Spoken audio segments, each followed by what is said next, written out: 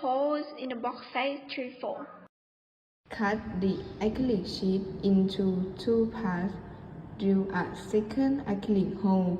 Then use a glue gun to attach the acrylic sheet to the box.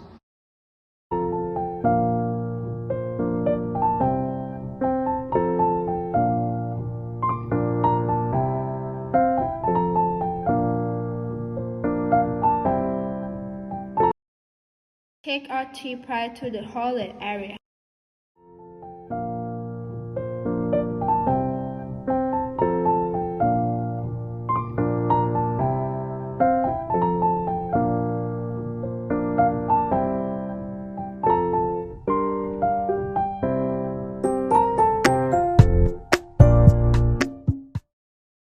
Attach a basket covered with a blue filter close to the file compartment.